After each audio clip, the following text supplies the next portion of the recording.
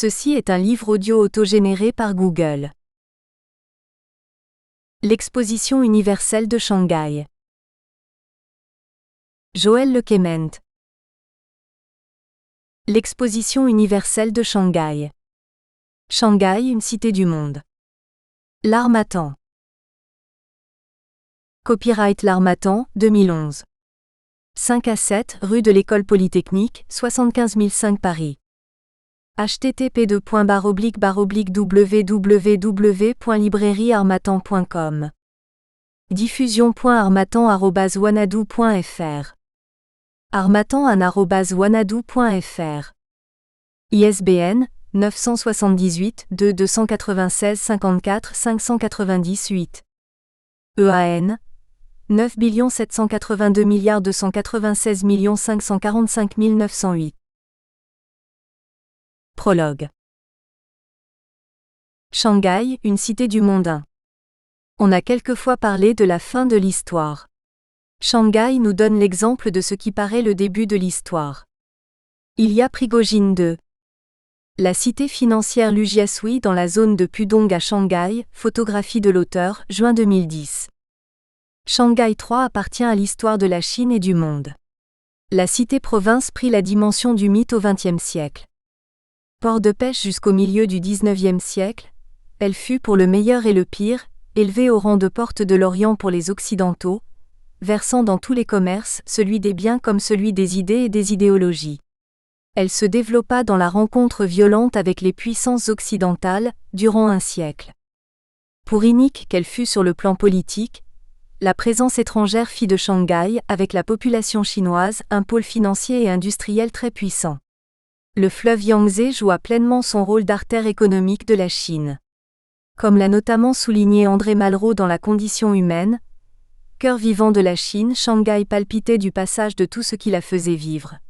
Jusque du fond des campagnes, la plupart des propriétaires terriens dépendaient des banques, les vaisseaux sanguins confluaient comme les canaux vers la ville capitale où se jouait le destin chinois 4.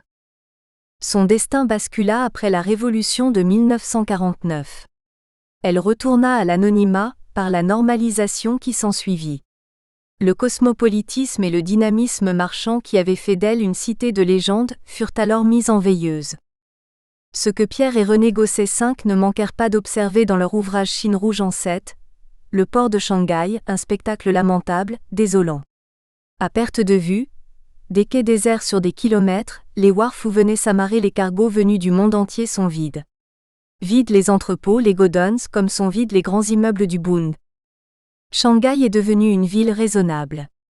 Lavée de son exotisme, purifiée de tout ce qui faisait sa turbulente réputation. Décapée ainsi de tout ce qui faisait son charme. Puis Shanghai ressurgit. Par la voix de Deng Xiaoping au début des années 1990, son destin est relancé de façon spectaculaire au moment où la voie de la mondialisation devient le credo des nations. Dans une période où la Chine souhaite retrouver sa position historique, perdue au XIXe siècle, de grande puissance en Extrême-Orient et dans le monde. L'économie de l'Asie est en effet de plus en plus marquée par la présence de la Chine. La métaphore des Chinois, qui fait du fleuve Yangtze le dragon de la Chine et de Shanghai sa tête, trouve une réalité nouvelle. Ville la plus grande de Chine, Shanghai en redevient la capitale économique et financière. La volonté des plus hautes autorités politiques est d'en faire le Hong Kong du XXIe siècle. C'est à nouveau la démesure et la puissance des moyens et des talents réunis. C'est aussi le choix et l'ambition d'une société technologique, aux prises avec les grands acteurs économiques du monde, dans le plus grand chantier de Chine engagé sur la rive droite du fleuve Huangpu. La nouvelle cité de Pudong en développement, face à l'énormité de Shanghai, est un immense défi de la société chinoise pour le temps à venir.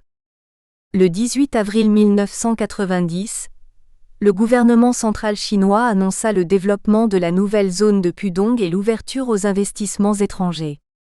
L'engagement des plus hautes autorités politiques de l'État fut fort et constant.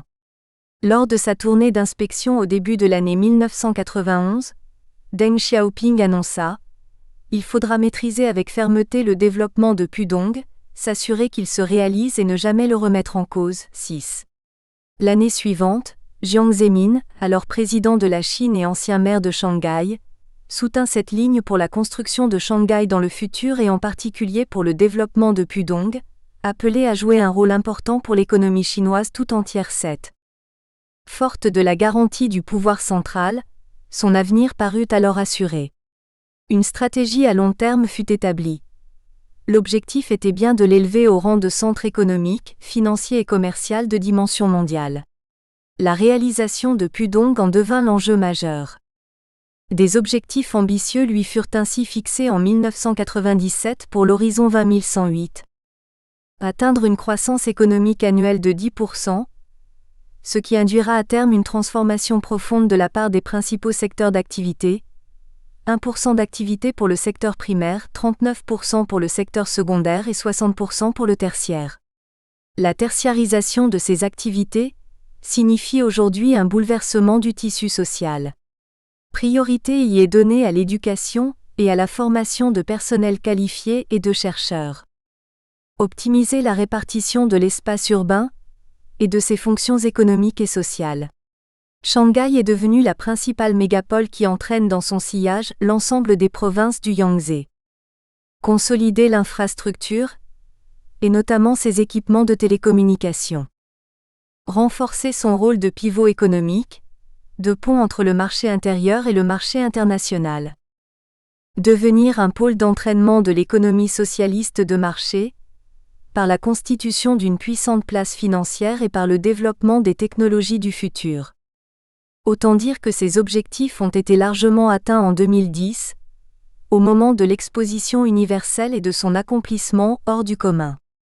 Tout atteste une immense mutation, un changement de paradigme sociétal, comme le montrent les indicateurs suivants 9.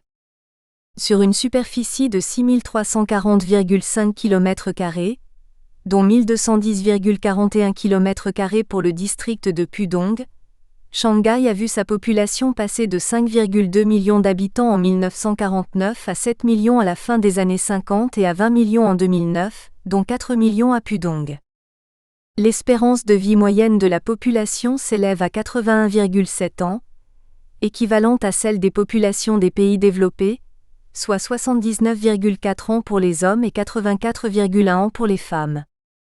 Pratiquement 100%, 99,9% des jeunes sont scolarisés, avec un taux de chômage inférieur à 5%, 4,5%. Du point de vue de la dynamique économique et financière, le taux de croissance du PIB, produit intérieur brut, a été en moyenne supérieur à 10% par an depuis 2000 et le PIB par tête a connu une progression quasi exponentielle pour atteindre l'équivalent de. Des travaux d'infrastructures gigantesques ont été engagés, comme l'extension de réseau du métro devenu le plus grand au monde, le port en eau profonde à l'embouchure du Yangtze, relié au continent par un pont de 32,5 km de longueur, les ponts, les infrastructures urbaines d'assainissement, de distribution de l'énergie, etc. Surtout, il faut compter avec l'apport déterminant de la nouvelle zone de Pudong qui devient l'espace phare, multifonctionnel, de la stratégie d'ouverture de Shanghai et de la Chine sur le monde. Par sa puissance de développement scientifique et technologique, parc technologique et industriel, par sa puissance financière, cité financière Lujiasui, par sa contribution au développement social et culturel, opéra, musée. C'est en fait la trame et l'environnement immédiat de l'exposition universelle de Shanghai et de son site d'accueil. Comment donner vie à un ensemble aussi gigantesque ? N'est-on pas en pleine utopie, avec le dessein d'une société idéale ? Au cœur de cette construction d'une nouvelle cité, il y a en tout premier lieu la volonté politique d'y rassembler les principaux outils de la puissance et de la domination financière et économique au XXIe siècle. Finance, commerce, recherche et développement dans les secteurs des technologies avancées y prédominent. La cité de Shanghai constitue une base sociétale dont les ambitions dépassent largement l'espace proprement dit de cette zone. Les autorités politiques les plus éminentes de la Chine s'y sont engagées. L'impulsion, la maîtrise et le contrôle politique sont omniprésents. En son sein, Pudong est devenu le lieu de passage obligé des hôtes de marque de la Chine. C'est la vitrine la plus attrayante pour les délégations étrangères, à laquelle ne manquent pas de contribuer les membres les plus influents de la diaspora chinoise de Singapour, de Malaisie, d'Indonésie, de Taïwan, etc. En cela, cette zone est en passe de devenir un nouveau centre de l'influence de Shanghai sur le plan international. Dans un espace bien délimité et puissamment organisé, la zone de Pudong concrétise de fait une alliance stratégique entre les intérêts politiques et financiers chinois les plus élevés et les intérêts des décideurs économiques multinationaux. Shanghai, avec Pudong, est bien le chantier le plus ambitieux dans lequel la Chine contemporaine s'est engagée pour réussir son insertion dans le processus de mondialisation. Son défi est immense, comme l'atteste son engagement considérable en hommes, sa concentration des moyens et l'ampleur de ses réalisations en infrastructures. Cité du futur, Shanghai entend être en résonance avec toutes les formes nouvelles de développement économique et social du XXIe siècle. Nouvelle Babylone, Tour de Babel du XXIe siècle. En cette année 2010, Shanghai a accueilli la plus grande exposition universelle de tous les temps sur les deux rives du Huangpu. Un pour Shanghai, en hommage à Jean-Marie Charpentier, 19 392 010, architecte et urbaniste, pour son œuvre accomplie à Shanghai, opéra de la place du Peuple, aménagement piétonnier de la rue de Nankin, conception de l'avenue du siècle. 2. Ilya Prigogine, prix Nobel, préface de l'ouvrage de Joël Le Clément, Shanghai à la croisée des chemins du monde, 2e édition, L'Harmattan 2002. 3. Le nom de Shanghai est composé de deux idéogrammes. Shang, qui signifie dessus, est utilisé dans ce nom comme verbe aller vers, et Hai, la mer. Littéralement, Shanghai signifie aller vers la mer. 4. André Malraux, La condition humaine, collection Folio, Gallimard, pages 116 à 117. 5. Pierre et René Gosset, Chine Rouge en 7, Club des éditeurs, collection Hommes et faits de l'histoire, mars 1960. 6. In Joël Le Clément, Opsite 2002, page 128. 7. In Joël Le Clément, Opsite 2002, page 90. 8. Shanghai Basic Fact, China International Press, page 86 et suivante, 1997. 9. Shanghai Basic Fact 2010, Planning Publishing Centre of Shanghai Literature and Art Publishing Group, 2010. Shanghai, une cité du monde 1. On a quelquefois parlé de la fin de l'histoire. Shanghai nous donne l'exemple de ce qui paraît le début de l'histoire. Ilya Prigogine 2. La cité financière Lujiazui dans la zone de Pudong à Shanghai, photographie de l'auteur, juin 2010. Shanghai 3 appartient à l'histoire de la Chine et du monde. La cité-province prit la dimension du mythe au XXe siècle. Port de pêche jusqu'au milieu du XIXe siècle, elle fut pour le meilleur et le pire, élevée au rang de porte de l'Orient pour les Occidentaux, versant dans tous les commerces, celui des biens comme celui des idées et des idéologies. Elle se développa dans la rencontre violente avec les puissances occidentales, durant un siècle.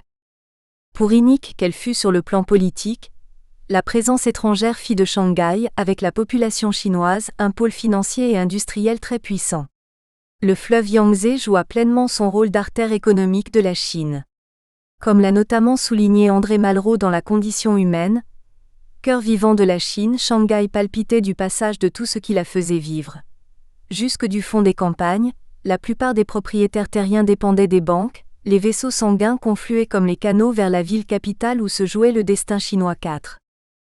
Son destin bascula après la révolution de 1949. Elle retourna à l'anonymat, par la normalisation qui s'ensuivit.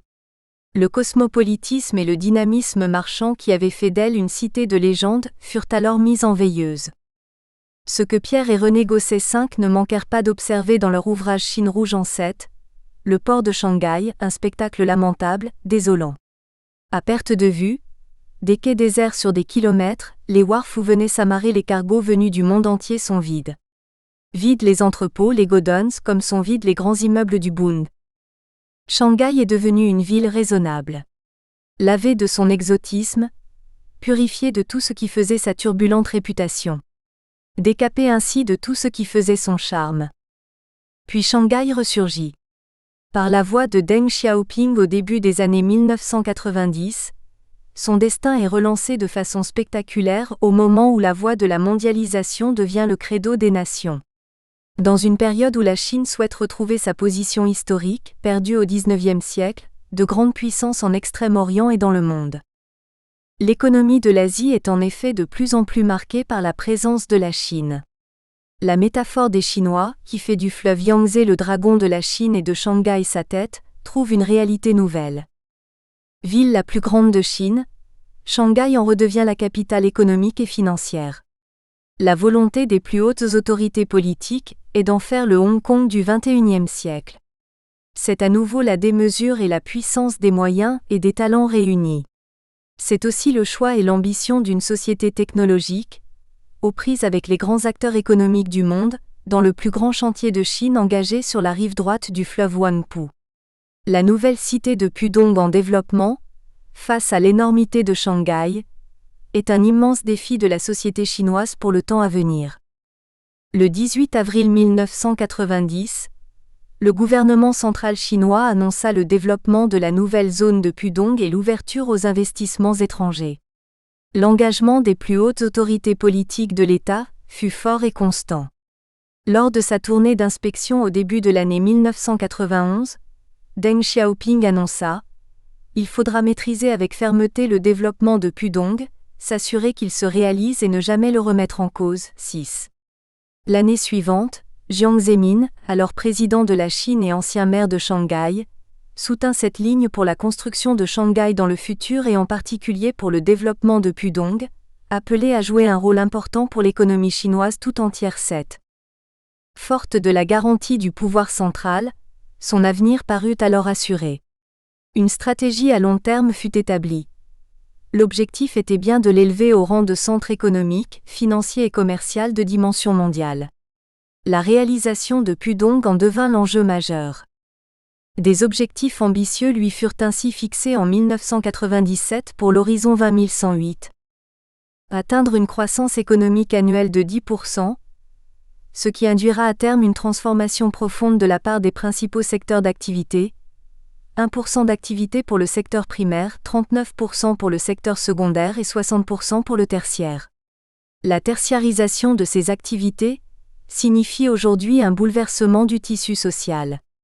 Priorité y est donnée à l'éducation et à la formation de personnel qualifié et de chercheurs. Optimiser la répartition de l'espace urbain et de ses fonctions économiques et sociales. Shanghai est devenue la principale mégapole qui entraîne dans son sillage l'ensemble des provinces du Yangtze.